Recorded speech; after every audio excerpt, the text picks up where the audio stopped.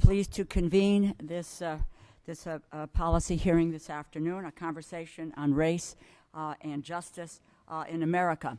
I want to thank you all for being here today. It's a privilege to welcome you.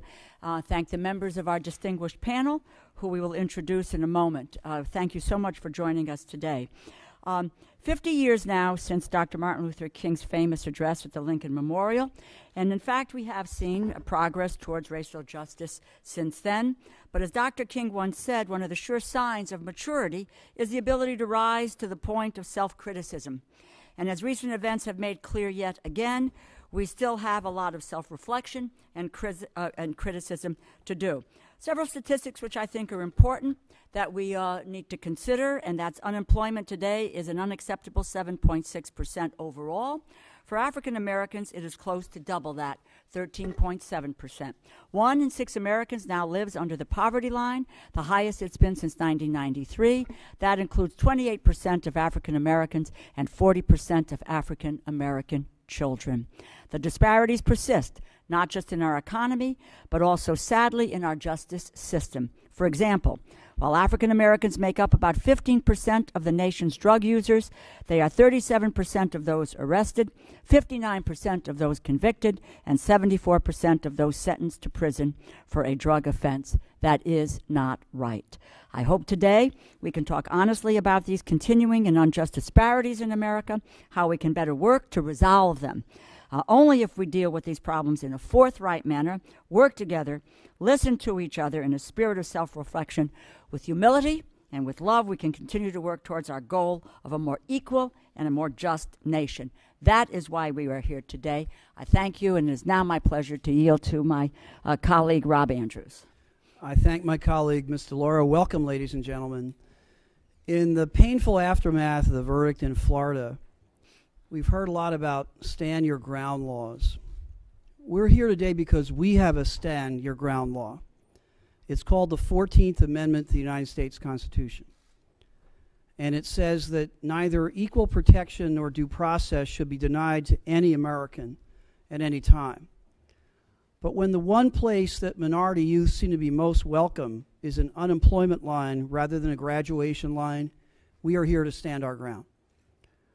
When we have seen a decision from the United States Supreme Court that may undermine the underpinnings of affirmative action and roll back decades of progress, we believe it is time to stand our ground. Most of all, when we see the Voting Rights Act vandalized by the United States Supreme Court, opening the door to nefarious exclusionary practices across this country, we know it is time to stand our ground. We have assembled a wonderful panel of witnesses to lead us through this discussion. We hope that it is the first in many steps that bends the arc toward the just result that we so much want. A leader of our caucus in our country who has spent her lifetime bending history toward the arc of justice is the leader of the House Democratic Caucus and the chair of this committee, Representative Pelosi from California. Thank you very much, Chairman Rob Andrews, Congresswoman, Chairwoman Rosa DeLauro, to both of you for bringing us together this morning. We are here because the Congressional Black Caucus, which is called the conscience of the Congress, has challenged the conscience of the Congress. And Congresswoman Marcia Fudge, who is the chair of the committee, has been a great leader in helping to expand civil rights in our community and protecting voting rights for all, to expand the reach of opportunity for every American, regardless of race, to realize the ideal of equality, which is our heritage and our hope. She and others of the Congressional Black Caucus have that as their mantra, their North Star. And thank you, Congresswoman Fudge, for your leadership. I am pleased to, I'm going to yield to Mr. Clyburn, the assistant leader, and thank him for his leadership, which goes back decades in the civil rights movement. But today, to enhance and enrich our conversation, we are privileged to welcome 3 experts on the status of race relations in America. Maya Wiley, founder and president of Center for Social Inclusion; Morris Dees, founder of the Southern Poverty Law Center; Eugene Robinson, Pulitzer Prize winner from the Washington Post. They will be introduced more fully, but I want to thank them because coming here equipped with the knowledge and expertise that they have, members of Congress can be better informed as we continue the conversation of race and justice in America. Now, I'm going to, before I yield to Mr. Clyburn, I want to say how honored I am that all of our colleagues are here. Our Vice Chair of the the Chair of the House Democratic Caucus, Mr. Becerra, and our ranking member, once and future Chair of the Judiciary Committee, Mr. Conyers. With that, I want to thank Mr. Clyburn for his extraordinary leadership on this issue over decades, and pass the microphone to him.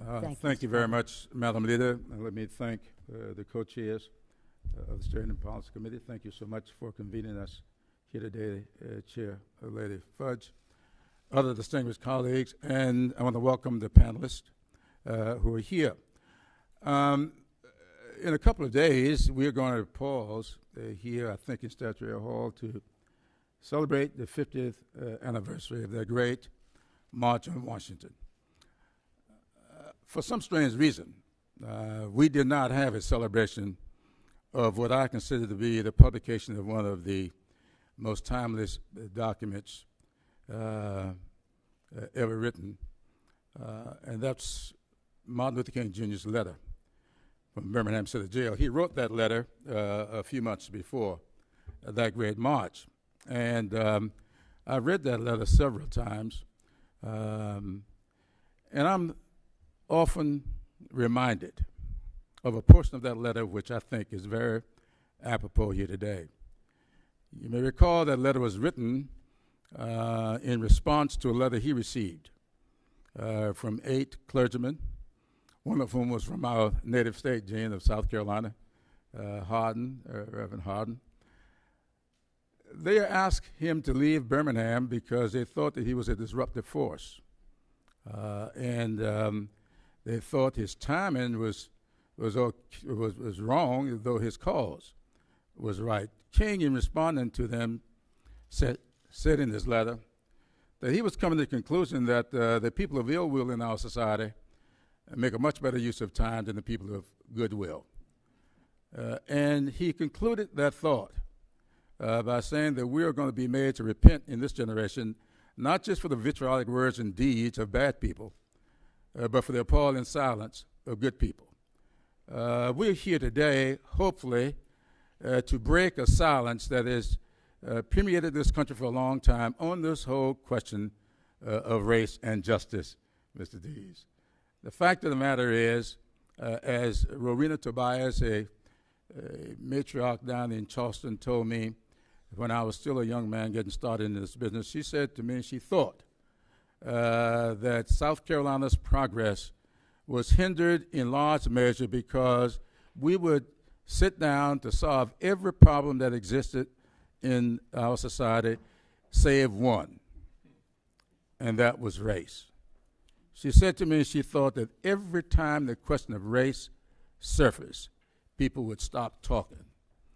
And she asked me, please, don't stop talking, because we're not going to solve this problem until we learn to talk about it. And that's why we're here today. I would hope that events of recent days, as well as this here today, will jumpstart a very important dialogue on this whole question of race. I do believe that we can have some honest discussions. We can get beyond it. And with that, let me yield to our distinguished chair of the Congressional Black Caucus, Marcia Fudge. Thank you very much, and thank you, Madam Leader and chairs of Steering and Policy, as well as Mr. Clyburn and all who are here.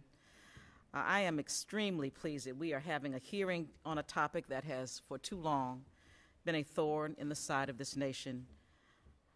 As we celebrate, as you talked about, the 50th anniversary of the March on Washington for Jobs and Freedom, many of the principles Dr. King and the multicultural coalition of people who joined him are being challenged today. Over the past few months, the foundation on which this country was built has been shaken. We've seen a key provision of the Voting Rights Act overturned. We've seen programs that work to close the gaps in educational, economic, and health opportunities come under attack. We've had a nation of people dealing with the consequences of losing their opportunity in the forms of overt institutional and structural injustice, but few people are willing to discuss these issues in a productive and constructive way. We must get serious about acknowledging the impact of racial profiling, violence, and inequitable treatment under the law is having on our communities, and of particular concern to me, having on our young people. We must be vocal and honest about the impact of attacks on our civil, constitutional, and economic rights, the rights that thousands of people of all races fought and died to protect. The emotion and the energy so many people, especially our young people, had around the Trayvon Martin tragedy, the attack on voting rights, the attack on feeding hungry people in this country, the attack on access to education, health care, and almost every other issue that matters to our lives must be channeled into the right place. Therefore, it is vital that we start and continue the conversation we will have today and in the communities we all represent. I do believe it is our responsibility as elected leaders to convene those who will challenge the status quo and to provide certain factions in our society a broader platform from which they can express their concerns. I again thank Leader Pelosi, the co-chairs, and I thank all of our speakers for joining us today to provide their insight on the current state of race and justice in America and how we as a nation work toward moving in the right direction. I'd like to really say a thank you to the panel and move to our introductions. And we are really very, very excited about your presence here and the work that you've done. And it gives me a great, great pleasure and an honor, really, of introducing a man who has devoted a long career to fighting poverty, racism, discrimination, injustice in America. Morris Dees, the co-founder and chief trial attorney for the Southern Poverty Law Center. The son of an Alabama farmer, Morris witnessed firsthand the painful consequences of prejudice and racial injustice in our country. In 1971, after a decade of success in law and business, he sold a successful book publishing firm to start a civil rights law practice that would provide a voice for the disenfranchised and help to make the advances of the civil rights movement real on the ground. As a direct result of the early cases that the SPLC took, recreational facilities were desegregated, the Alabama legislature was reapportioned, and state troopers integrated, and the state prison system was reformed. In the decades since, SPLC has fought to dismantle institutional racism where it exists, reform the juvenile justice system, shatter barriers to equality for women, children, and the disabled, and protect low-wage immigrant workers from abuse. Morris Dees has been called one of the 100 most influential lawyers in America and has received many, many honors. In sum, Morris Dees has spent a long and a storied career working at the critical intersection of race and justice in American life and fighting to make a positive difference on the ground. We thank you so much, Mr. Dees, for being here today and for lending us your insights, your experience, and your expertise. Mr. Andrews? I'm going to introduce Mr. Robinson, who's a Pulitzer Prize-winning writer, reporter, regular on Meet the Press and Hardball and the Rachel Maddow Show. 25 years in various roles, rather, at the Washington Post, and while reporting abroad, Mr. Robinson has witnessed firsthand the revolution taking place online in the 24/7 news cycle, seeing how the news media is influencing American culture. As one of the most prominent African-American intellectuals on the cultural scene and the author of Disintegration, The Splintering of Black America in 2010, he also shares with audiences his understanding of race relations in the United States and explains why many popular conceptions are now obsolete. His views are never obsolete, and we're very thankful he's with us today. I'd like to recognize Marcia Fudge. Thank you very much, and I have the pleasure of introducing Maya Wiley. Ms. Wiley is a leading author on the topic of racial equity. Most relevant to today's hearing, in 2012, she authored an article titled Talk About Race Right, the Why and How of Persuasive Race Talk for the Joint Center for Political and Economic Studies in their 2012 Focus magazine. Maya holds a JD from Columbia University School of Law and a bachelor's degree in psychology from Dartmouth College. Please join me in welcoming my friend, Ms. Wiley. Thank you. And with that, we will begin the testimony from the witnesses, and we'll start with you, Mr. Dees, followed by Ms. Wiley, and followed by Mr. Robinson. Morris Dees.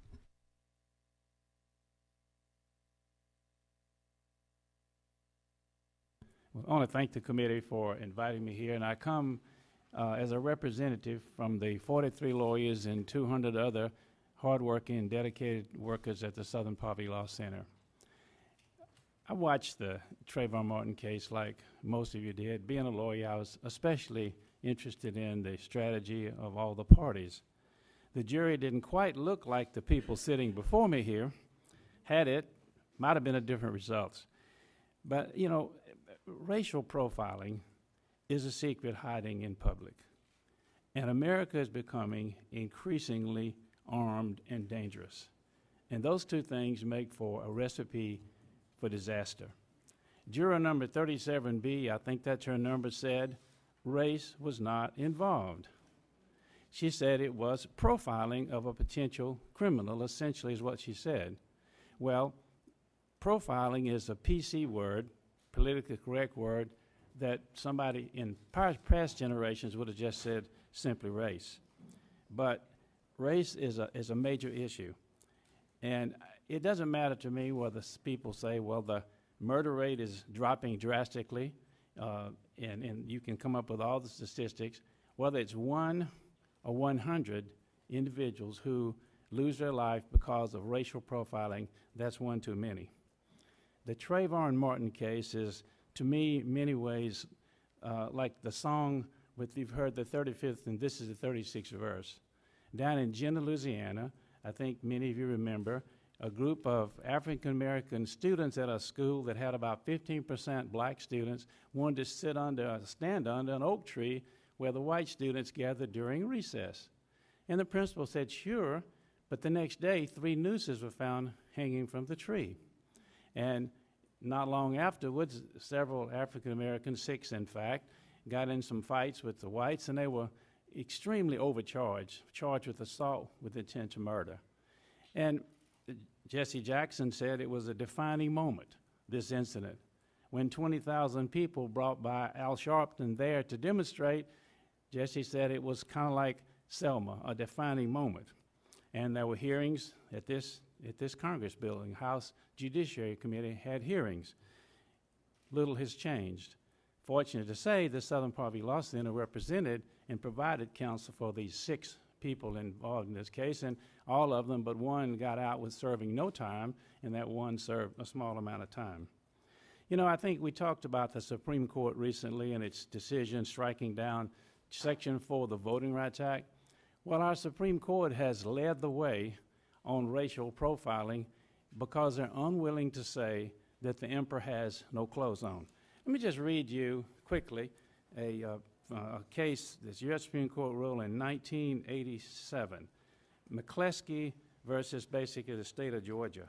And this death row inmate in Georgia said, look, wait a minute, African Americans seem to get the death penalty more than whites, etc., and those who kill whites tend to have the harshest punishment.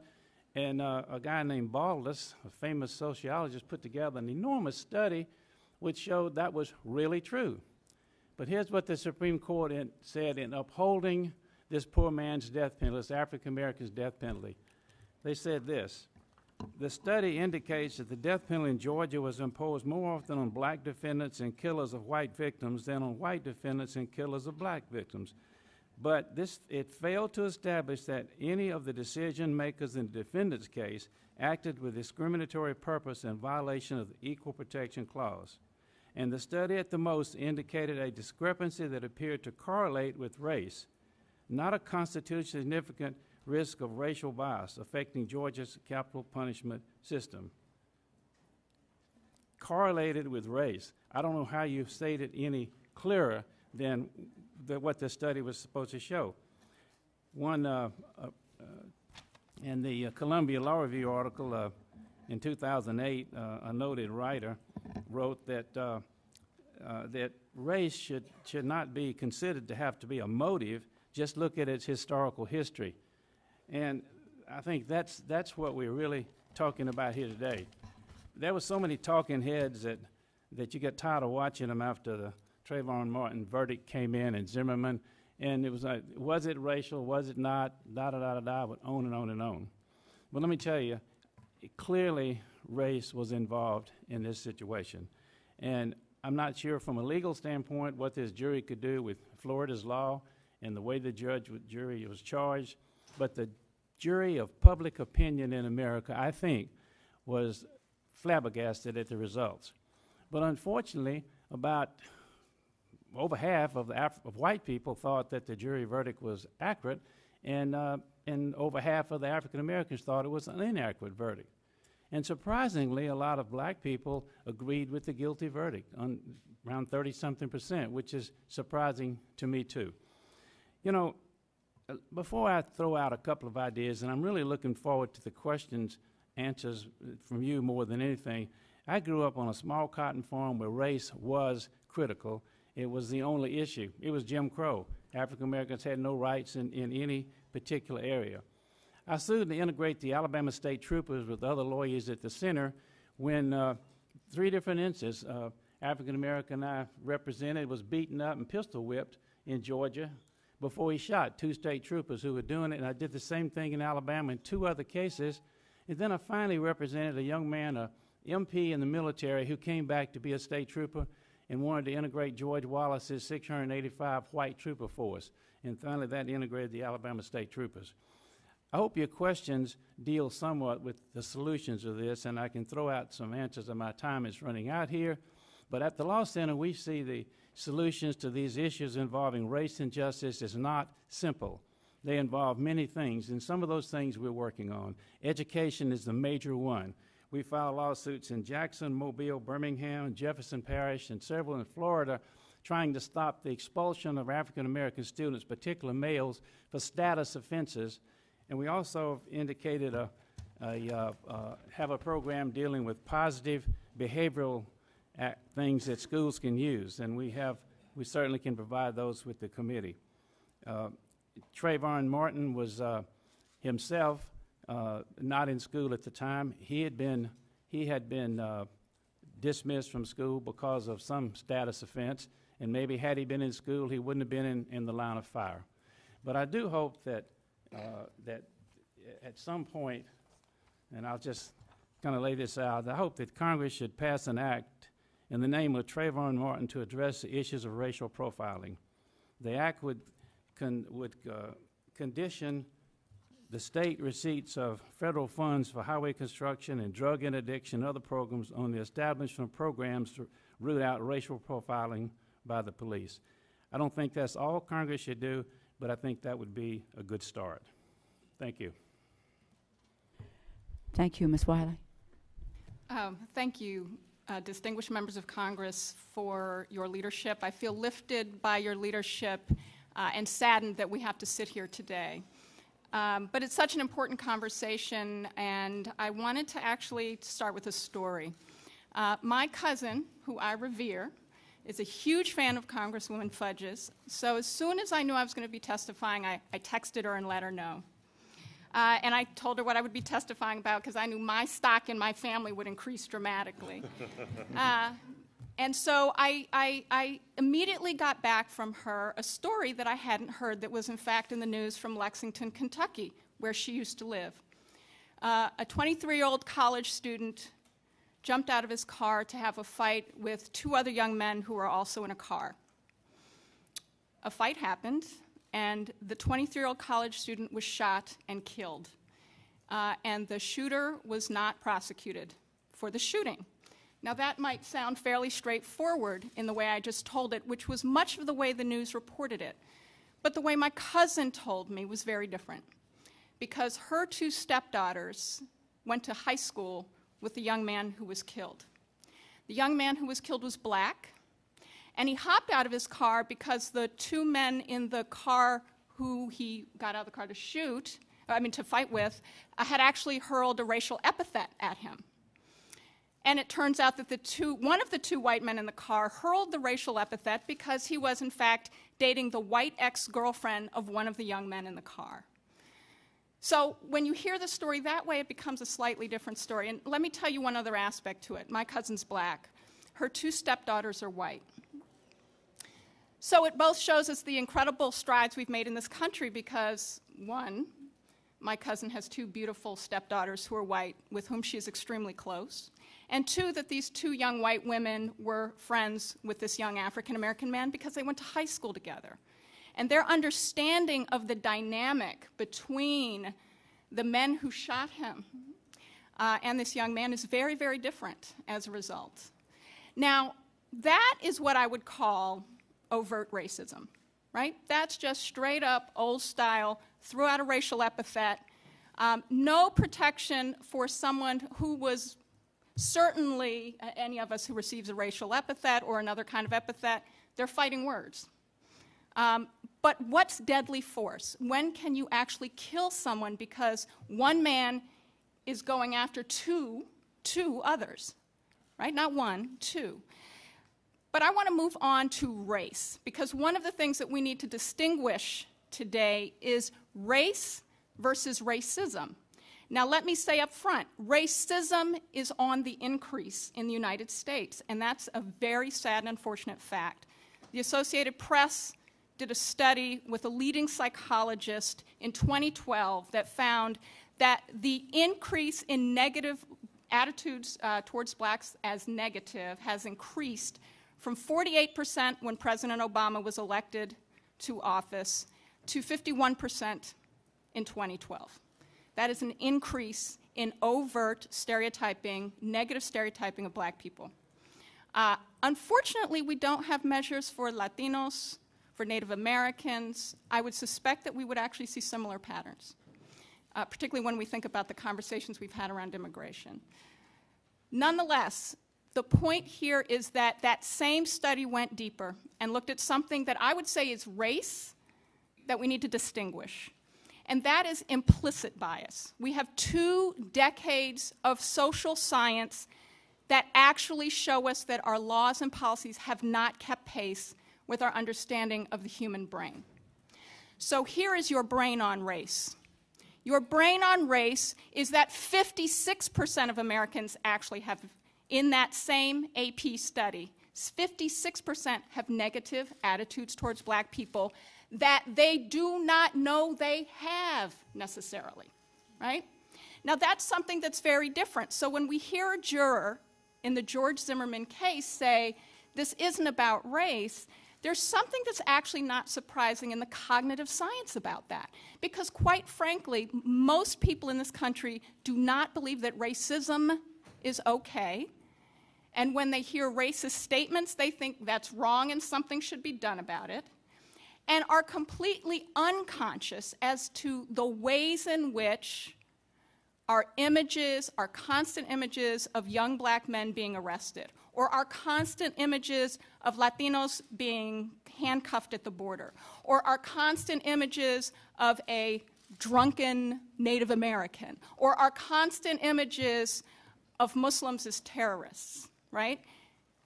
Even our images of women, people based on sexual orientation, we carry many, many kinds of biases as a result of what we see and actually how we structure society.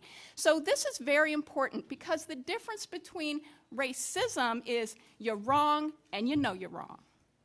The difference with race is that people believe the right things and don't recognize that their brain is acting like computer software. It spits out an answer that you respond to in a nanosecond without you seeing all the circuitry and all the algorithms that are leading to that action, right? And our laws do not reflect that. Now, there's tons of evidence, and I have a lot of it in my written testimony, so I won't go through it all. But let me just say that after 2 decades of studies, here's what we know. If you are a black child in a school, you are likely to have a teacher who has a lower expectation of your academic performance, and that has an impact on your academic performance. If you are a pediatrician with implicit bias, you are less likely to prescribe pain medication to your patient when they report pain. And if you are a police officer, actually a college student in a trial test, you are more likely to shoot a black person holding up a wallet or a cell phone than a white person holding up a wallet or a cell phone. And none of these things are because you intend that impact. And let me share one other thing that's so important about this. A lot of conversations that we had and we heard before, during, and after the trial of George Zimmerman was, he's Latino. Stop talking about race. How can he be racist because he's Latino? Well, once again, what we fail to understand that the science recognizes is we all have implicit bias. Actually, in the implicit associations test, which is one of the premier tests that have been run for decades, more than 2 million people have taken this test, tons of evidence. One of the things it shows us is that, in fact, 42% of black respondents have a preference for whites and negative black attitudes. So it isn't something that is reserved only to a particular race, even. So we can't even understand, if someone black thinks it's not about race, or if someone black thinks that stereotype is true, that does not make it true. So I want to end with, what does this mean? Because as I've said, there's several reasons why we have implicit bias. And one is that we have made so much progress on the conscious front, meaning we have said as a society, and we deeply share and believe, that it is wrong to judge someone by their appearance or their religion or their sexual orientation, hopefully most of us, including the Pope now. It is wrong to make that judgment. They should be judged on their actions, right? And yet we're constantly making judgments that do not reflect an actual judgment of action. And that's when Mr. Dees talks about juries and why it's so important for them to be reflective.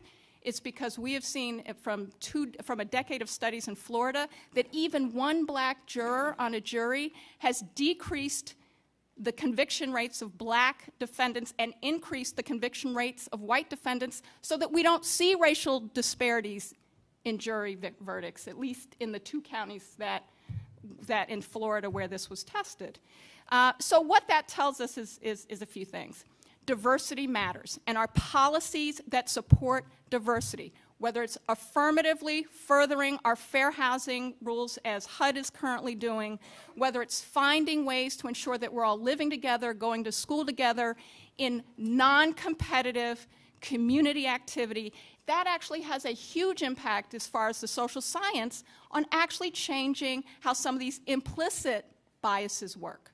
The more we live together, work together, the more we are able to bypass some of this circuitry and create new neural pathways. And that should be true for all of us, right? I mean, it also, there's another point here, and I know this Congress has been fighting about a lot of these issues. We don't understand why we see the poverty and exclusion that we see in black communities or Latino communities or Native American communities. If we understood them, we would no longer necessarily make the connection that the people must be bad. I'll give one example. I could give many more, but just one from some of the research that's out there. 2/3 of all low and moderate skilled jobs in our 100 largest metropolitan areas are more than 90 minutes from public transit. And blacks and Latinos are 6 times more likely to be without a car. And transportation costs are more expensive than almost all our household costs put together. Which means when we look at a community of high poverty, we don't see that we failed to make the investments that would create the opportunity for those community members to get to the jobs they could get. And when we talk about the Affordable Care Act, otherwise known as Obamacare, 21 of the states that are opting out hold almost 60% of the African Americans in this country who are uninsured and would benefit from Medicaid expansion. And so when we wonder why childhood obesity rates are high, and when we wonder why people wait and go to the emergency room, rather than passing a judgment, I hope that we can have a conversation about how we invest in each other. Thank you. Thank you. Excellent. Mr. Robinson. Thank you so much. Leader Pelosi, Congresswoman DeLauro, Chairwoman Fudge, I can't name all of the distinguished members of Congress up here and my friends and heroes, or I'll take up all my time. But thank you so much for the privilege of addressing you today. It's a great honor. This is a new experience for me. a new vantage point sitting at the table in what is often the hot seat, thanks to you.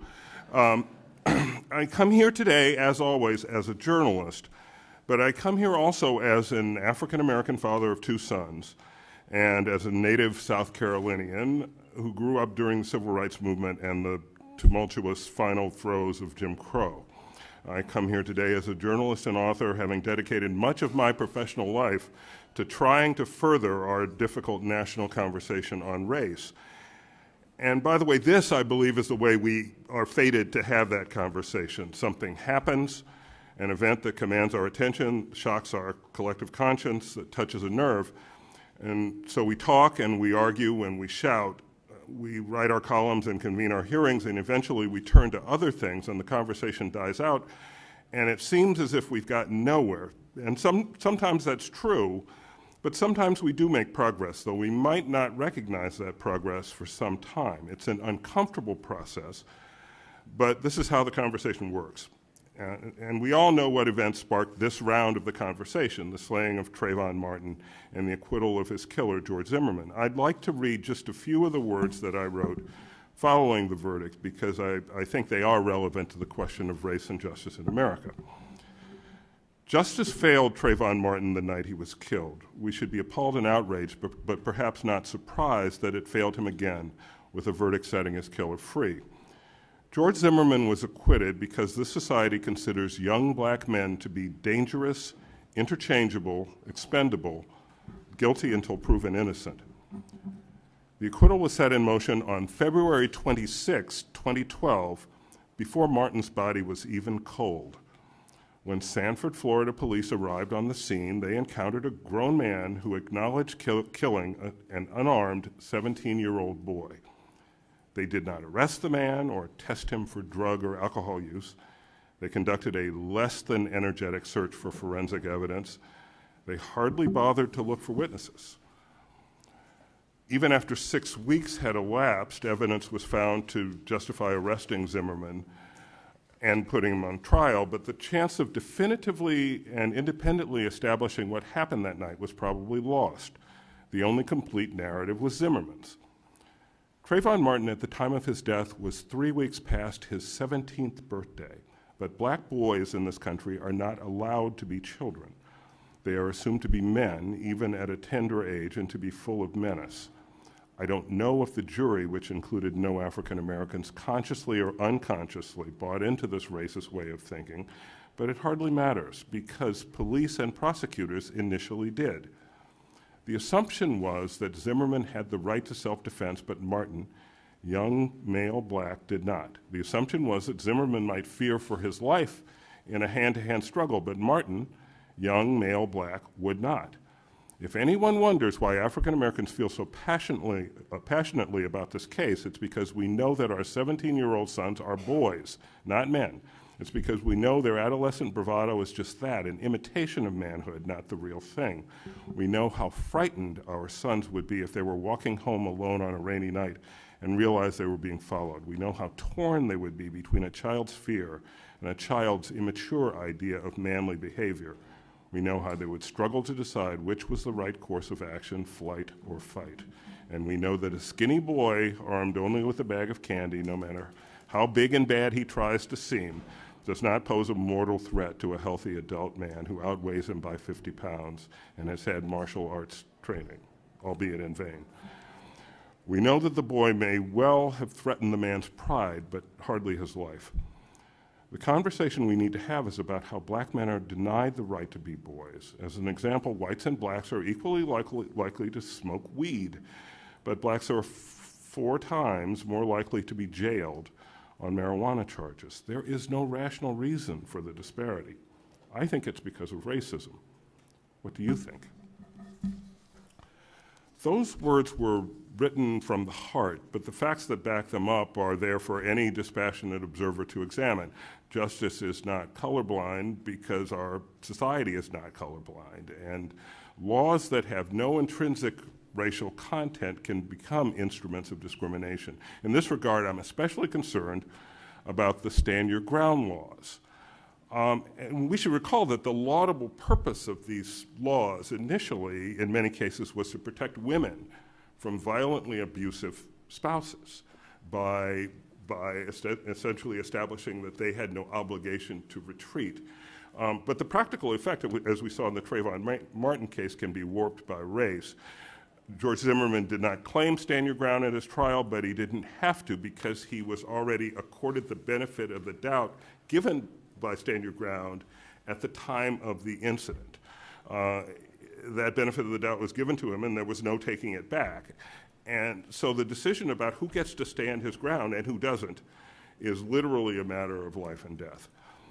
I'm also deeply concerned about the glaring racial disparity in arrests and incarcerations for minor drug offenses. My time is running out, but just one other figure.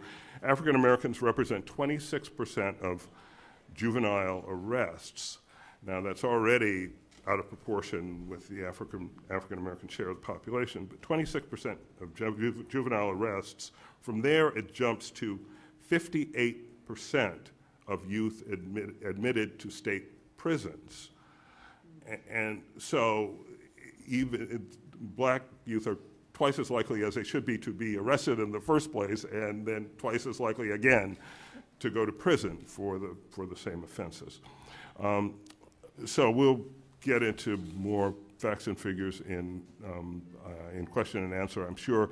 I just close with my sincere thanks to all of you for convening this hearing and for continuing the quest for racial justice, whose arc, sadly, is longer than any of us had hoped. Thank you.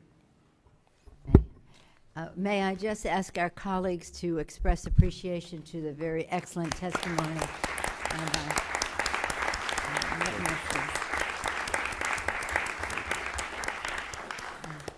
I want to just acknowledge our members who are here. We're very honored with the presence of Representative John Lewis, Congresswoman Eleanor Holmes Norton, Congresswoman Eddie Bernice Johnson, Congresswoman Barbara Lee, Congresswoman Karen Bass was here. She may be coming back.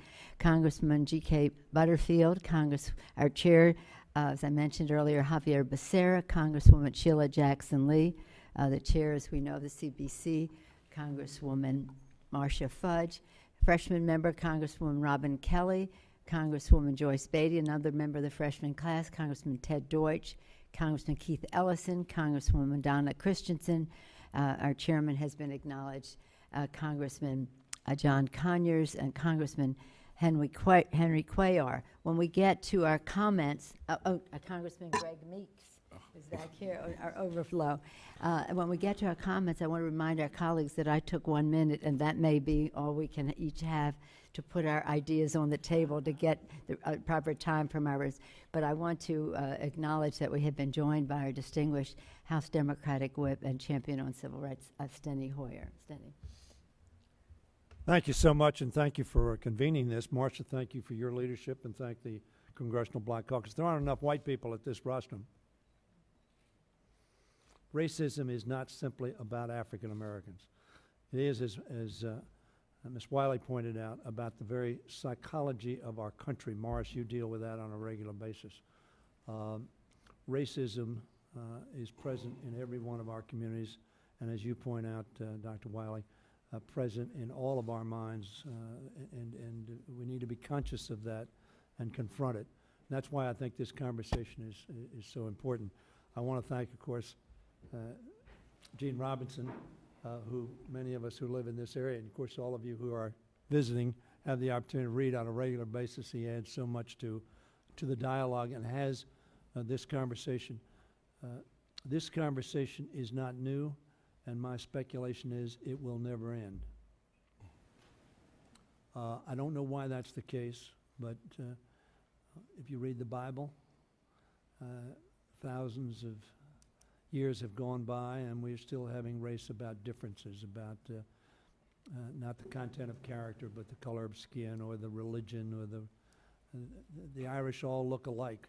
They have a different religion, and they tend to hate the other person that they're getting there. They're moving, but Shia and Sunni, maybe you can just name so many examples. But here in America, race, of course, is the most visible, most evident difference between us. gender as well, obviously. But I want to thank all three of you. Morris, I want to thank you for your extraordinary work through the decades. You've been a real hero. I've visited the center. I contribute.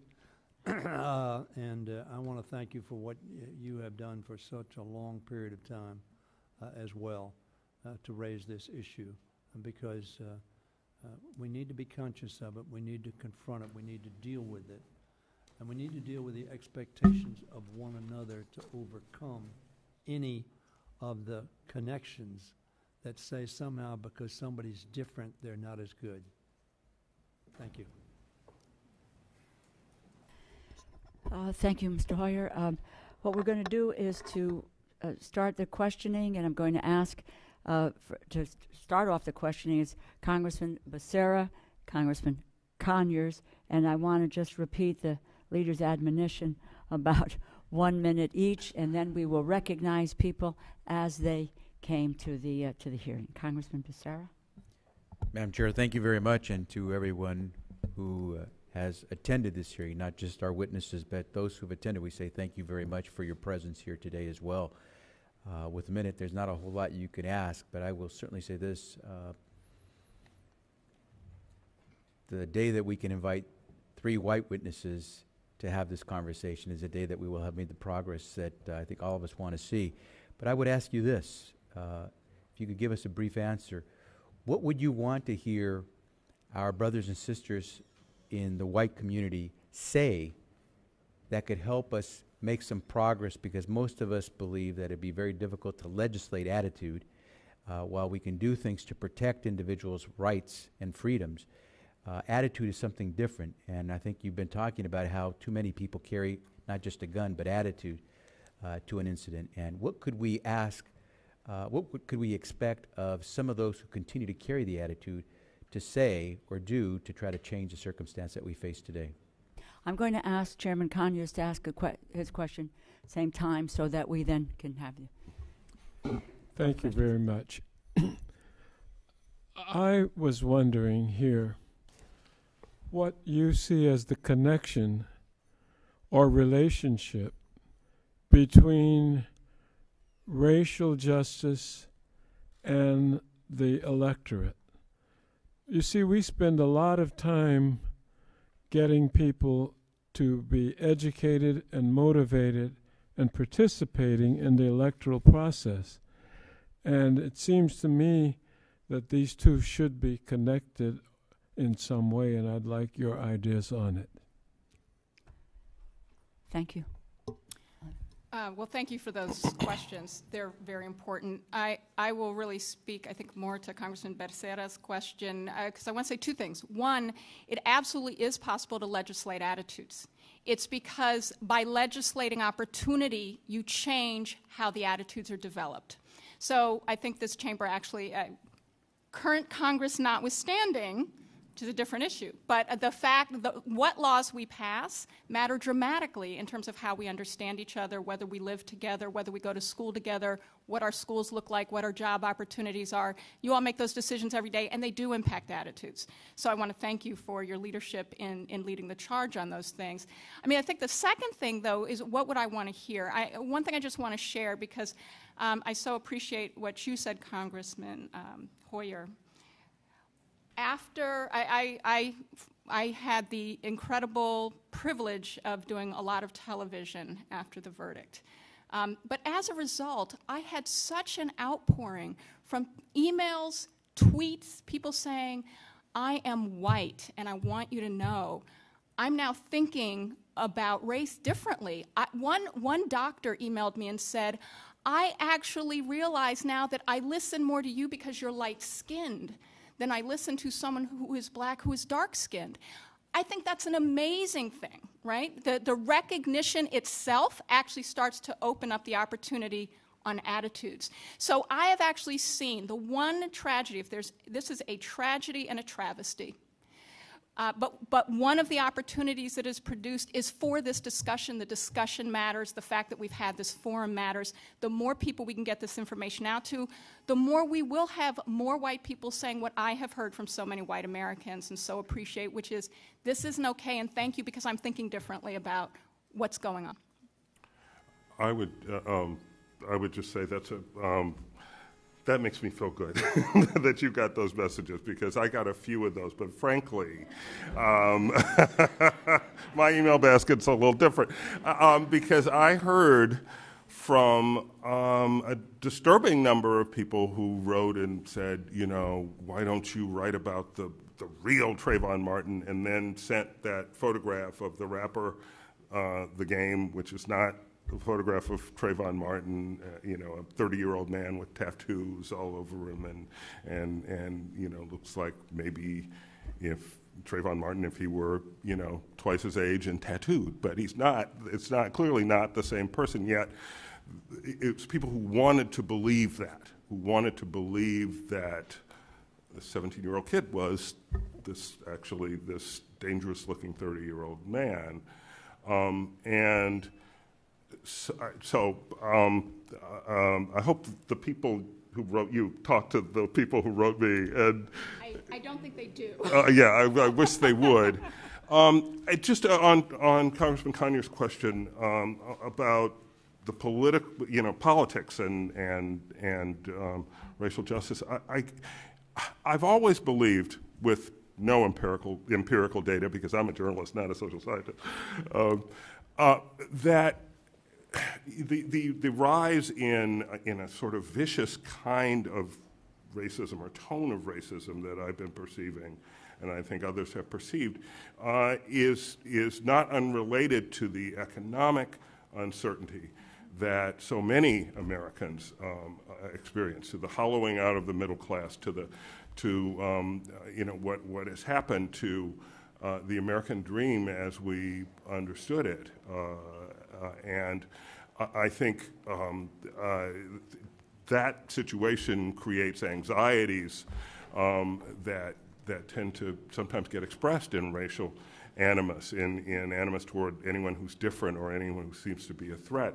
And let's be honest, the inauguration of the first black president, the first African-American president, I think just brought this whole thing to a head for a lot of people, and in some ways, at least for some individuals, increased this anxiety, and that's all tied up in politics. I can't really untie the knot, but it's there, especially since if you were to look for a commonality of economic interests, for example, I think you'd see a lot there between some people who and the people they want to dislike.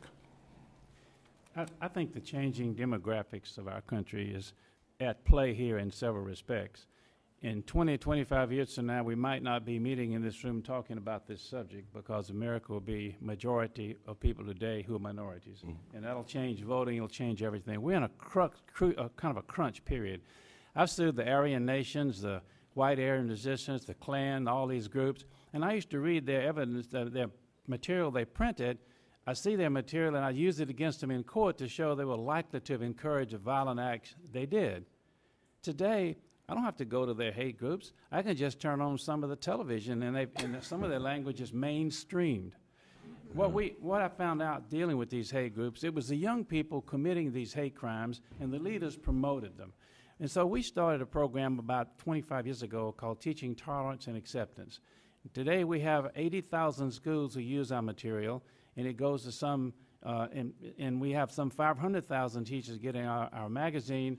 It's a major program. We spend millions of dollars a year giving this material away to schools. And it's not a simple one-step solution. I think Dr. Wiley put her finger on all the things that have to happen. It's what we need a Democratic House and Senate working together to make happen in this country. At the Law Center, we concentrate on a lot of issues, but one is education. I told you the story about the Genesix. Well, one of our lawyers adopted one of those young men from Jenner, Louisiana, and took him to New York and went to school in Connecticut. He had no chance in Jenner, but he went to New York, he went to a school in Connecticut, and this year he graduates from Hofstra University. All right. And he's working at Southern Poverty Law Center this summer as an intern. And to me, he was a lost person, a lost soul. He would have been who knows what in Jenner, Louisiana. we can't pick up all the people from Jenna and Homer, Louisiana, and Congressman Lewis. I wish he'd have sat here for a minute. I want to congratulate him. He was one of the founding board members of Southern Poverty Law Center, and people didn't know me from Adam's House Cat. And Julian Bond came along with John and stood by us and got it started. But he and I are from the same county. He's from Pike County. I'm from next door there in Montgomery County. And we both saw these things happen. But look at him, the opportunities he got to get out and make a name for himself. And that education is so critical. It is so critical. And we're in a period of time that I'm positive there's going to be some changes. We've got so many issues to deal with. Mass incarceration. We got a whole caste system of predominantly black males in prisons. We just got a judgment against the New Orleans parish prison. And the judge said it was the worst prison in the world. He couldn't think of one in a third world country any worse. Triple population, drugs being used. We have a video of a guy shooting up drugs and holding a handgun in the jail. So all these issues come together. They're the results of slavery, Jim Crow, lack of interest, and all these other things. And it's not just in the South this happens. New York City has a search policy. There was more violence created in Boston trying to integrate the schools than there was in Birmingham, Alabama. So it's a nationwide issue of race in our country, and it's good that we're addressing it now, and I hope that we don't have another Trayvon Martin happen anytime soon. Thank you. To keep the dialogue going and keeping with our 1 minute admonition, we're going to go to 3 of our colleagues, ask them to do their 1 minute, then turn to the panel again, starting with Congresswoman Sheila Jackson Lee, Congressman Butterfield, and Congresswoman Barbara Lee. First of all, very quickly, let me thank the leadership and our chairwoman, Marcia Fudge. I think this is historic. I just simply want to say we want to be understood. Black women, black men, black children want to be understood, and we also want to be unrestrained when we talk about race. We have media pounding us in the conservative radio. So I know we want solutions, and here's my question. Sometimes they criticize Congress or any legislator in saying you can't be a social engineer. Well, we're a social engineer in Medicare and Medicaid. We prioritize that poor people need health care. What would be the response if we came together as a Congress and wrote an omnibus bill? And I recognize black girls, others need relief, but an omnibus bill dealing with African American men and boys on the issues of education, on the issues of incarceration, on the issues of health care. And we literally debated it and had legislation. What would be the response? Would we be condemned, if you will, of here they go again, an omnibus initiative passing legislation signed by the president? Right. Congressman Butterfield. Thank you, Barry. Let me thank the leader and Congresswoman Fudge and the Congressional Black Caucus for bringing us together this afternoon for this very important conversation.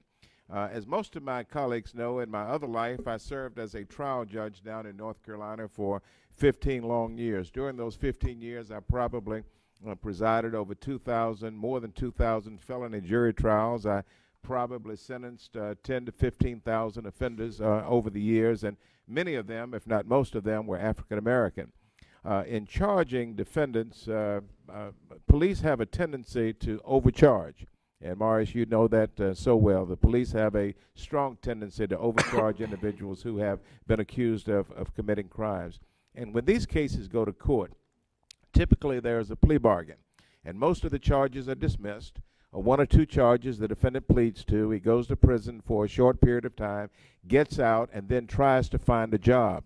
The prospective employer then looks at the record, not just the convictions, but looks at the charges for which the defendant has been charged and then denies employment to the individual, believing that this individual has been convicted of burglary and breaking and entering when perhaps the defendant only pleaded guilty to trespassing.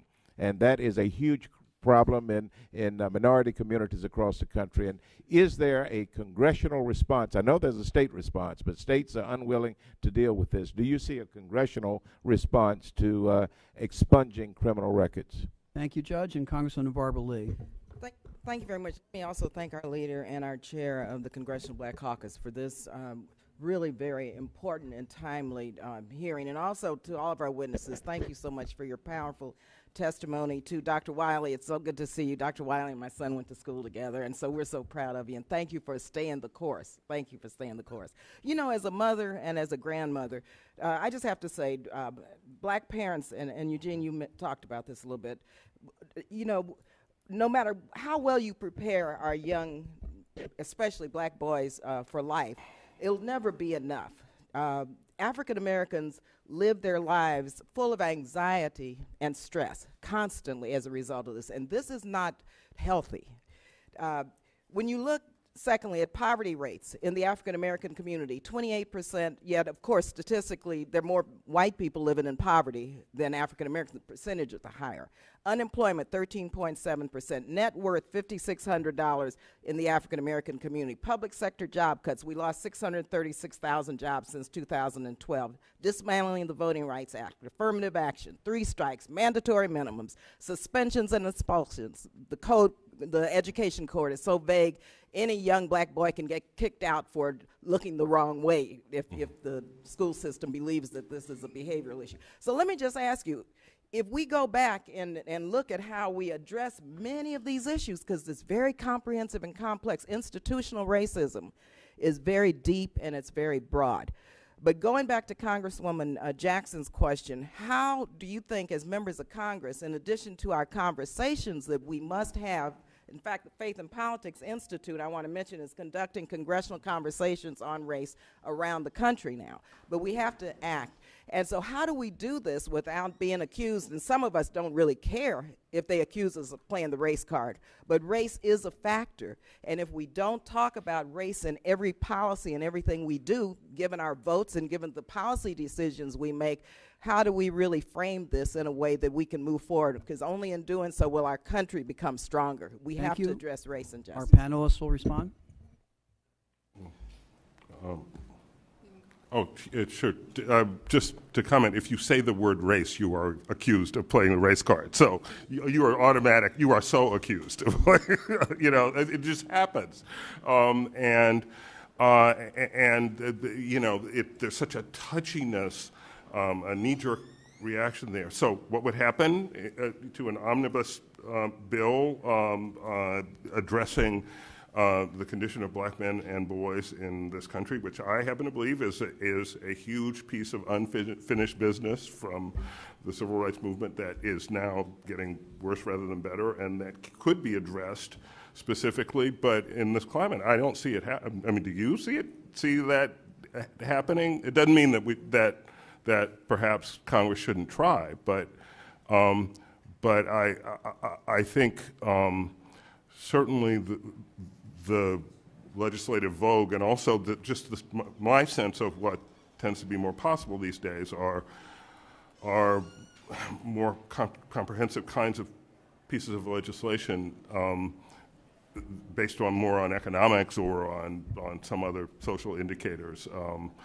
That seems, I think, easier just to sell, frankly. The big question is, where do you get the money?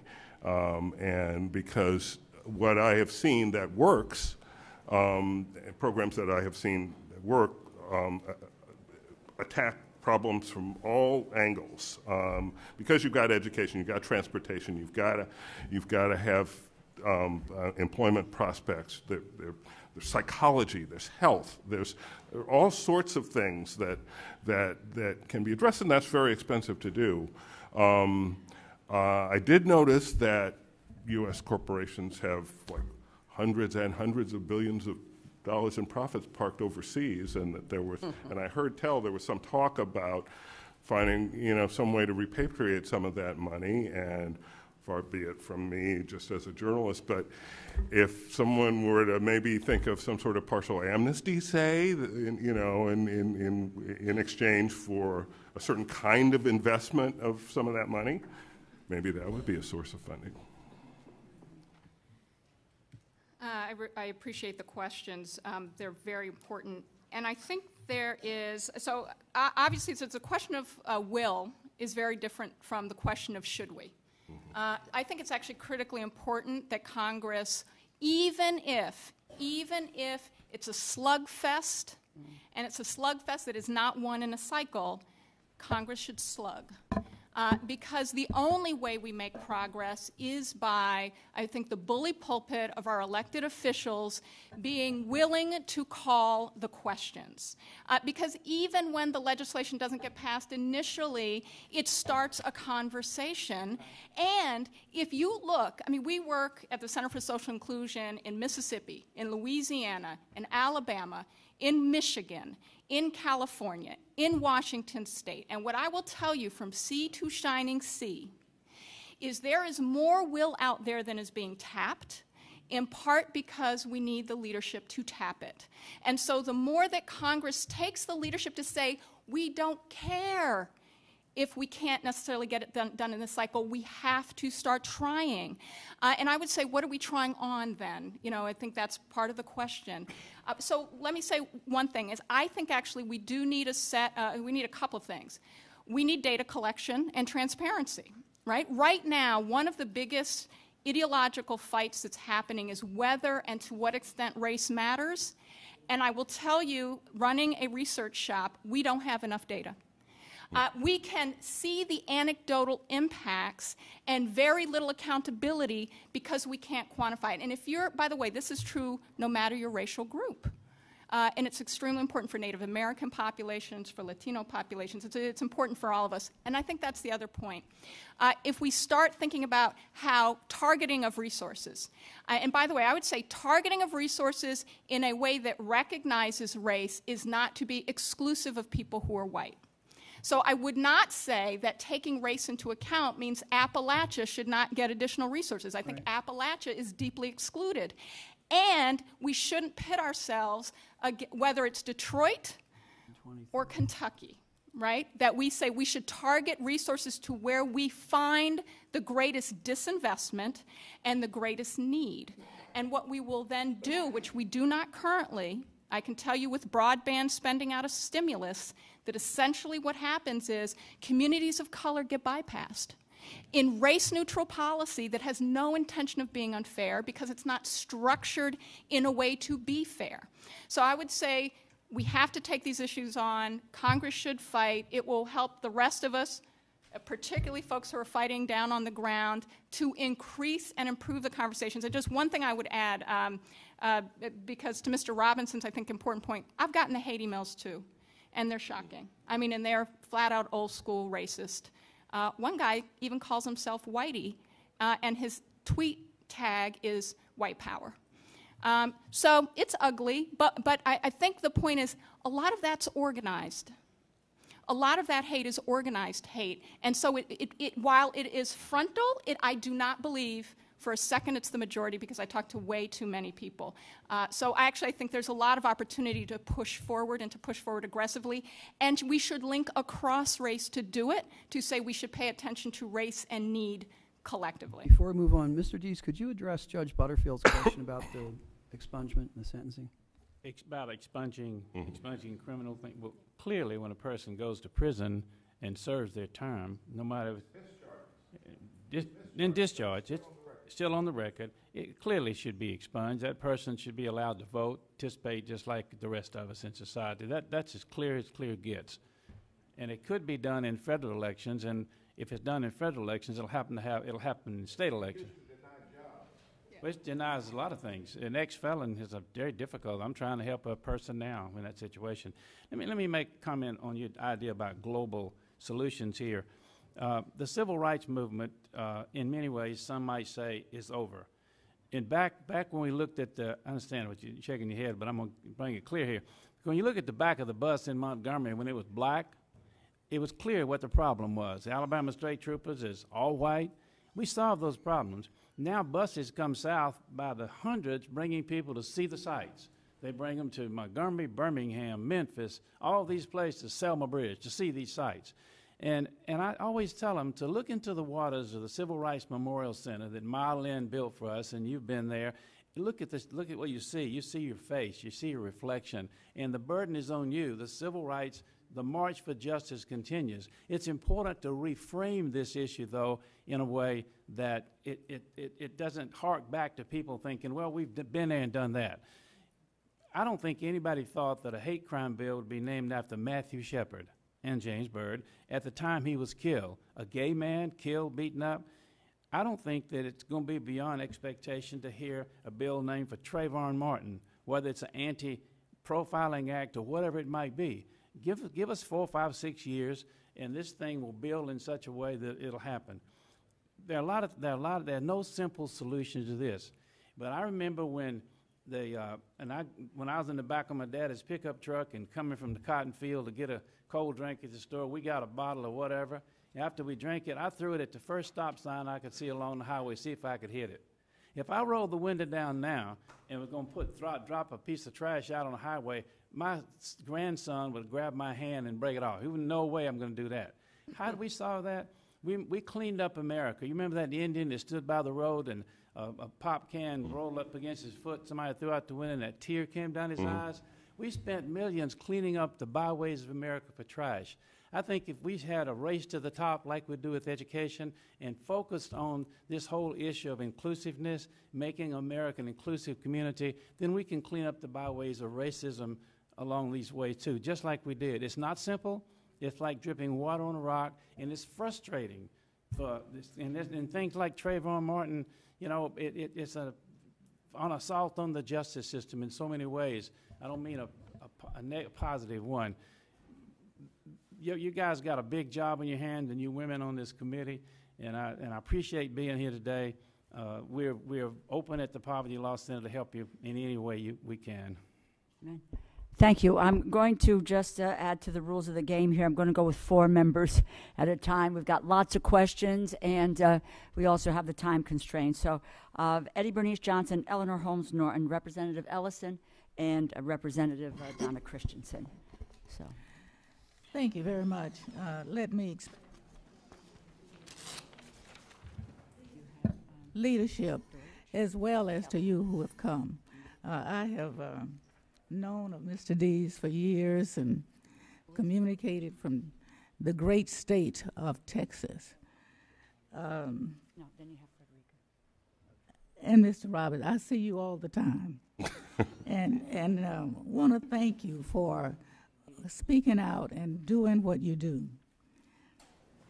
There are so many questions in my mind that I really don't know where to start. I was sitting here thinking that when you come to a place like this, there's so much on your plate that you have to decide how you can concentrate on something to get something done. My major concentration has been on looking at research, innovation, and education. And as I look over the picture, it is very clear that that is one of the outlets for the future. But it's getting more difficult in a sense to get there because we have the burden of student loans.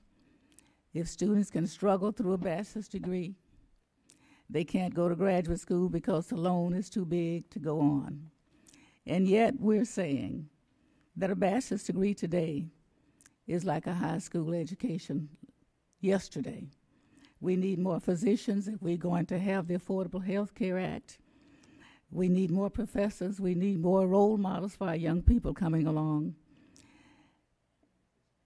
And you come to a place like this and think you can find the answer.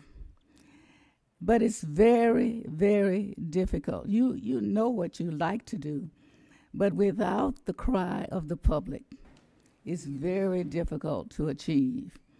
I can appreciate the voices there. I can appreciate the fact that we struggle here. But what the public sees is not really the struggle and certainly not the results. The message that has gone out the last 5 years to young black men is don't try it. It's only going to be one.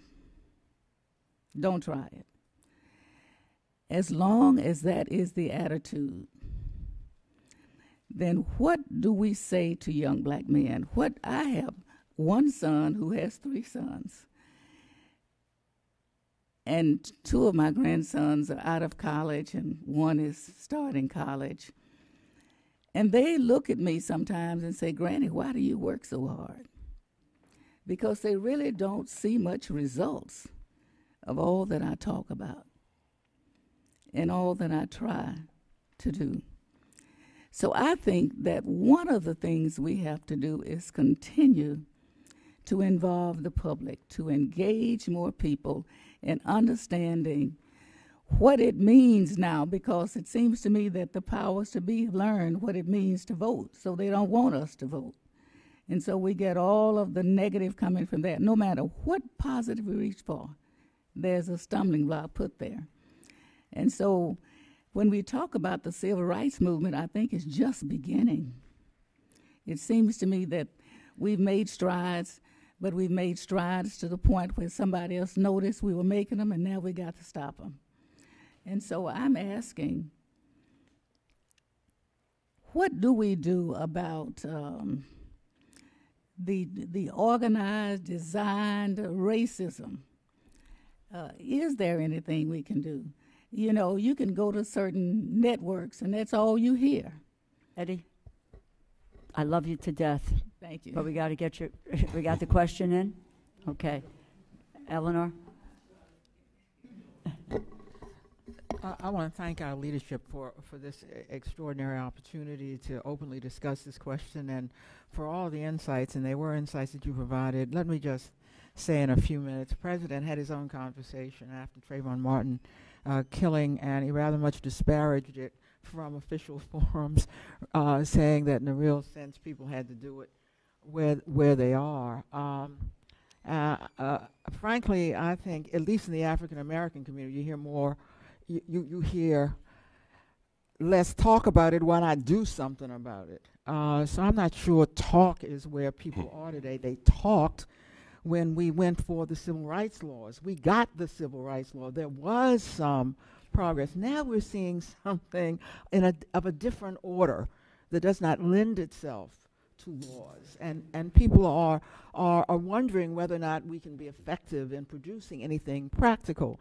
And I'm not so sure about race-based legislation, not only because I practice constitutional law, but because I think even the civil rights laws weren't race-based. You know, a white person can bring a civil rights case. It didn't have to be in order to get it passed. So why work that up in order to have to argue that? I see problems with boys, period. I think there are ways to get at what's happening to black boys. If you read the literature about how parents are worried about their white boys, I think you could in fact pass legislation affecting males and what has happened to them in this society. One has to, think deeply about these questions so that we can do something effective about it. Let me just raise two circumstances. When crack cocaine was raised, we did something about it, and it was race-based. Yeah, it applied to everybody, but its effects were so clearly on blacks, on Hispanics, people of color, that there has been some movement on that. Now, let me just suggest, with all of the energy in the air about Trayvon Martin, it has got to be there. A child shot down by a man who went unpunished. I don't see how, if at the end, this time next year, there's not been an effective movement, no matter where it gets, to do something about these stand your ground laws. I'm not sure there's any legacy for Trayvon Martin. I don't know what the Justice Department can do, but I know this: Trayvon Martin has a brother, a good-looking young black man who is a perfect role model for black men out there. I know that his parents are still in Florida. I know that the jury instructions, Mr. Robinson, he may have waived, stand your ground. The jury instructions had stand your ground because they had to have stand your ground because that is the law. I don't know why we shouldn't start with Florida to get rid of these stand your ground laws, which are a clear and present danger to every black man who's walking in the streets today. It is a practical undertaking Just as crack cocaine was a practical undertaking, and because we would not let it go, we had some effect. Okay. If we keep talking Eleanor? about race and do not do something about it, even black people are not going to want to hear it. Thank you, Eleanor. I have Keith Ellison and Donna Christensen. My question, first of all, thank you all so much. But my question is this: how do we reach out to people who have racially resistant attitudes? I mean, just this much elaboration. I mean, everybody around this table loves to work out in a bipartisan way, and we all try to. We do, we really do. And yet, it just seems like there's so much resistance built up, and for every good argument you make, it's just dismissed or even laughed at sometimes. How do we talk to folks who are just racially resistant? Thank you, panelists. Thank you, Thank you, Keith. leadership. Just to say to Dr. Wiley, you'll be glad to know that the CBC has been on legislation that targets programs and funding to hard-hit communities for a couple of years, and we're not giving up. And then my first question, I think you've answered about how do we change implicit racism, and I think some of the responses have also responded to that.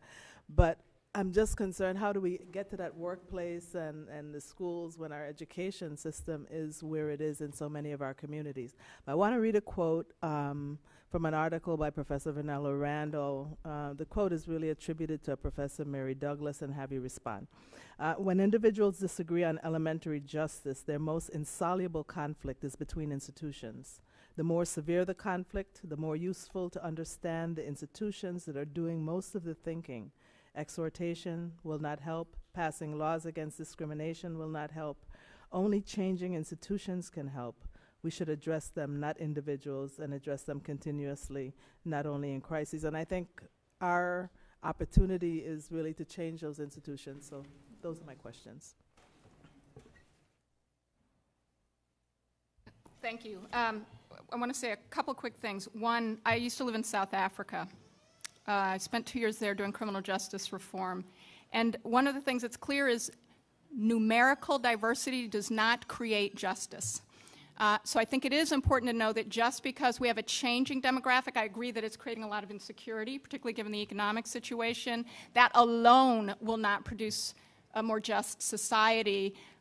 We have to act into it. The other thing I want to just say quickly so we've talked about the importance of expungement. One quick point is that there's a study that shows that black people with no criminal record and a bachelor's degree actually get fewer jobs than white people with criminal degrees. I mean, with a criminal record. That's not to say that white people with criminal record do not need expungement, because they do. But I just want to note that this isn't all about. This is part of the implicit bias. The other thing I just want to note is the Sentencing Project has actually demonstrated in a recent report that the increase in incarceration rates are actually women. So I think it actually is critically important to understand, and black women and Latinas in particular. So it is important to understand how we are all positioned. Black men are gendered, as women are, but in different ways. But just to speak to the questions, how do we talk? We have to start with our shared needs. We all need to see a doctor when we're sick. It feels the same to lose your home to foreclosure. Right? We're starting with an emotional connection about how, because we are all living at a time of scarcity. People who are white in this country are not okay. And I think it's really important that we acknowledge that. And that we say we need to fix that. And when we do, what we have seen is that it opens people up to a willingness to say, oh, you seem like a reasonable person. You're acknowledging my pain. You recognize it's about all of us. To then say, yeah, and let's talk about how we're also, some of our boats have a few more holes in them, right? We don't, so when we fix the problems we have to look at how they need to be fixed across our differences. And it should help us all. Right? So I just want to share that, because I think that's not the way we are currently talking. And I am not suggesting that, given the current state of redistricting, which is really the reality I think that Congress is facing right now, is that we have congressional districts that do not reflect the country. And that's part of the problem, and it's a structural one. But the reason that gives me hope is because that means that we can still have conversations about what needs to shift, even though there's some gridlock in Congress because we've frankly locked in some districts that don't reflect the way America looks, right? They're not as diverse as the nation. And therefore, the conversations we have don't cross the racial lines in the way we need to. And your leadership can do that. If I could just speak briefly to Congressman Holmes Norton's excellent points. I agree that talk isn't what people are necessarily looking for. I mean, people are looking for action, and I think that's a very good point. That people are looking for action, results, and so make it specific, and maybe the specific is a stand your ground law. But to your point about black boys or program for all boys, here's the difference, and here's why there's a kind of a problem there. Just a brief story. I have two sons. One, both of them grew up in the suburbs. One, who's now 30, when he was in high school, he has a deep voice like mine, and so I answer the phone one day, and it's one of his friends, a white kid who thinks it's my son Aaron. And so I pick up the phone, say hello, and he's like, "Yo, what's up, dog?" You know, and it sounds like he's straight out of Compton, you know. And I said, "Oh, this is Mr. Robinson." He says, "Oh, hello, Mr. Robinson." You know, like Eddie Haskell on the Leave It to Beaver show. You know, he's like all of a sudden he's just, and it struck me, and so I had one of these periodic conversations with Aaron and his brother that I have about how society understands that when your friend Rick talks like that, it's a pose, or it's a phase, or it's a costume that he wears when his jeans are slouched and this and that at some point he'll take off the costume and move out of the face and go off and be a lawyer or something like that. And society doesn't necessarily assume that about you. You know, you can do all those things, and you can take that, but people are not going to necessarily assume that it's just a disguise. It's just you're a poseur, like your friend Rick, which is what he was, right? I mean, this is, you know, these are kids who were about as soft could be, but there are a lot of situations in which that's not the assumption that would be made, and so to your question, Congresswoman Jessamine, what do you say to young black men, to black boys? And you say, you know, what I said was, this is not fair, but this is the way it is, and we can complain about it, you know, and I'll share your pain, and I'll tell you my stories, and you tell me your stories. But we got to move past it, okay? And I'll help you any way I can. But no, it's not fair. But yes, it is the way it is. Congressman Ellison, I'll try to answer your question. How do you reach out to a person with racist attitudes? Well, that was most of my kinfolks back in Alabama. And you know, the black people that I picked cotton with in the cotton fields, my daddy was a tenant farmer. We didn't own any land. They had to leave. I've been practicing law 52 years. I'm 77 this year, so you can know the time frame. They had to leave and go north for jobs. And when they came home, they told me, I think I like the southern people who are overtly racist versus the northern people who got all this implicit bias. And you know, I find the person with the implicit bias probably harder to convince because, like you say, they don't even feel they're racist. On the other hand, overt racists, to me, are the easiest people to talk to because I find that because I simply, you know, we got these shared interests, and once I start talking to them, and they'll listen, and you know, they got only one way to go, and that's to change. These people with implicit bias, you got to educate them on what they're even thinking about. But we haven't won a single lawsuit against hate groups in this country that I didn't have some of the members of the hate group testifying for us. I actually, started out as I guess, doing a little Southern Baptist preaching when I was 16 years old. And I'll call myself bringing them to the foot of the cross. You know, I mean, I must show them that the ways are wrong. And all these cases, I've been able to get these young people to see that they're wrong. Something happened last week, probably hadn't gotten to y'all's attention, but the largest hate bulletin board posting thing in America is called Stormfront. Stormfront has 250,000 registered users run by Don Black, who's married to David Duke's widow. And Don Black's son, born into that, and he's 23 or 4 years old now. He had a radio show, unbelievable racist. He sent us about a 4-page email to the Southern Poverty Law Center last week renouncing his racism and saying he apologized to all the people, gays, and everybody else that he had put down. So I think there's great opportunities to find people like this young man and people who make changes to be a spokesperson to convert some of these racists. We're now going to be able to move to our final 4 questioners of the afternoon. We appreciate the patience of the panel and our colleagues. Congressman Ted Deutsch, Congressman Gregory Meeks, Congresswoman Jan Schakowsky, and Ms. Wilson's no longer with us. And so it'll be 3. Great, thanks. Thanks to the leader and Steering and Policy Committee and CBC for hosting this. There are so many issues that you raised that I'd like to talk about, but there's, Marcy, you talked about how the March for Justice continues, and Maya, you talked about, and I love this, the need to find non-competitive community activity, but we struggle enough finding community activities at all.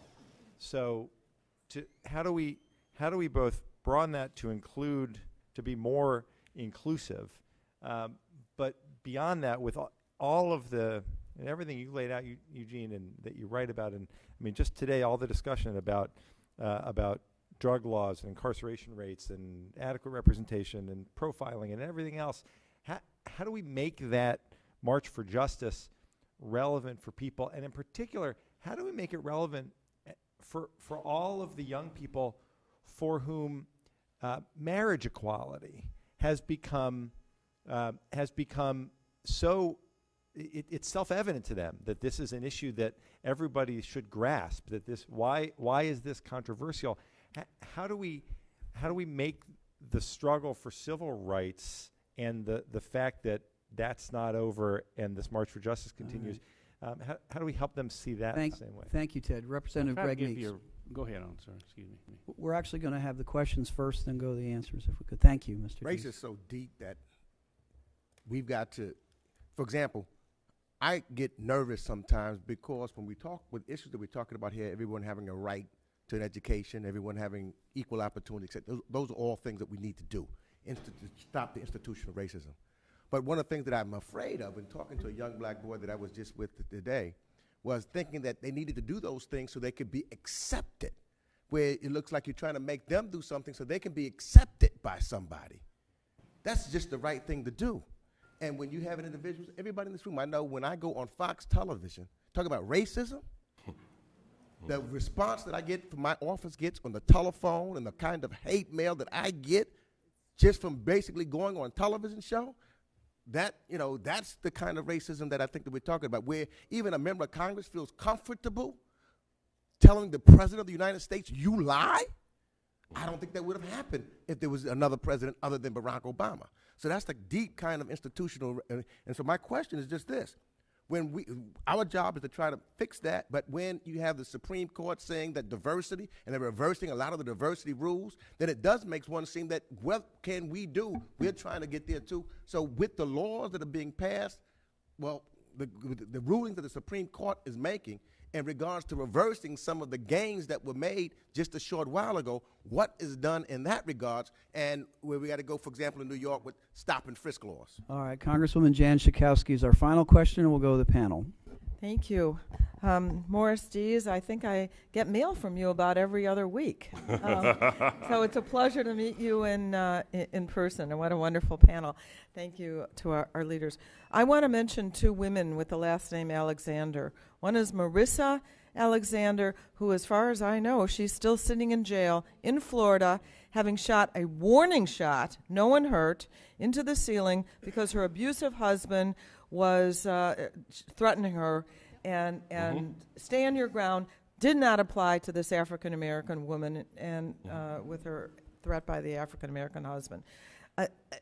It just drives me crazy. I think there needs to be something done about that. So that's really one question about what to do. But the Michelle Alexander and the new Jim Crow, I'm sure you talked about it. I'm sorry I was late. But the war on drugs is a complete failure in every sense. I mean, there's more drugs in the white suburbs. In my district, there's a new heroin wave, and this is all white, and the problem, it seems to me and seems to her, is that once you get that felon label, this is a lifelong sentence. You mentioned more as voting, but it's not just voting. It's public housing. It's all kinds of benefits. You are marginalized for life, and the prisons are full of. So, I mean, it seems to me that we have not concentrated enough on that, intentional or not. She calls it the new Jim Crow.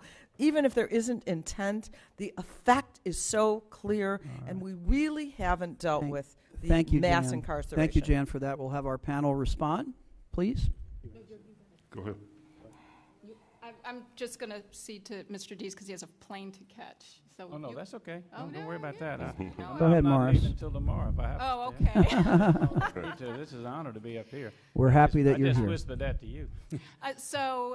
Thank you so much, and I'm so pleased that you raised Marissa Alexander, because actually there are people starting to organize around her case. And I think, to your point, and others' points, organizing against stand your ground laws, because 34% of whites who shoot someone who is not white are exonerated by stand your ground. 3% of people who are black are exonerated under stand your ground. So that's obviously another example of the way the system is not functioning in a fair way, even if someone's not thinking that they're doing or treating Marissa Alexander unfairly, right? So what do we do about it? Again, I think I'm going to the point about activities. First of all, and I don't know everyone's district, but actually leadership can bring together people in activities that are non-competitive, and to have a conversation about the policy solutions that will support more of it. So I think that is something that is important to do. I will go back to my statements about continuing to fight for both the laws that make it unfair to behave this way. Let me just say one thing about the U.S. Department of Justice.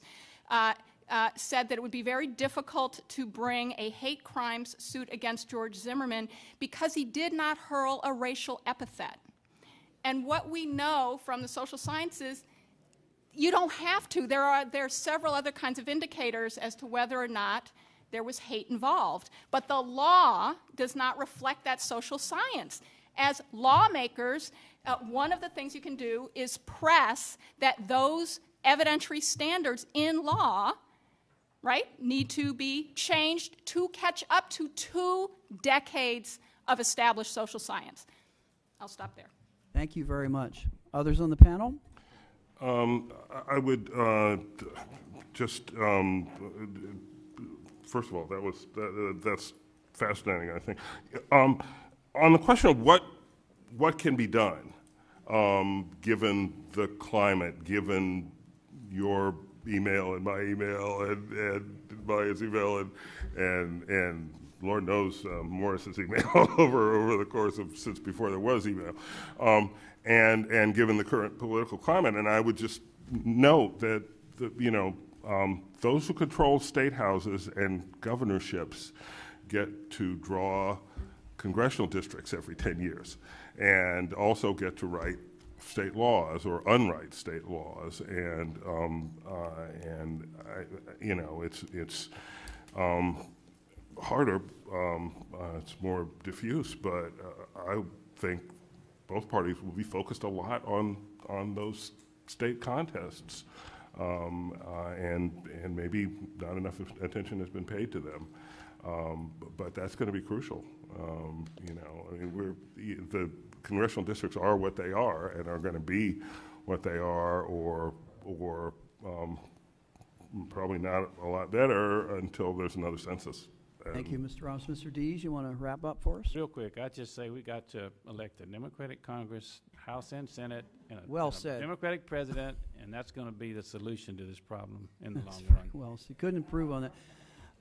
Before we close, I think we want to ask our chair of the CBC to give us some concluding comments before we go to our I just leader. want to say thank you to our witnesses. I want to say thank you to all who participated, and especially thank you to the leader and to the chairs. Thank you very much. Mr. Chairman, because my daughter does have a plane to catch, I will be brief, Christine. I want to join the distinguished chair of the Congressional Black Caucus in acknowledging the excellence of the presentations you made today, but more important to that, how you have led on these important issues, and they are central to our ever forming a more perfect union.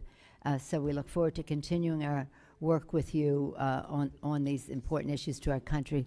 Morris Dees, thank you. You're an icon in this country, and we salute your leadership. Maya, just dazzling in terms of your TV and the rest.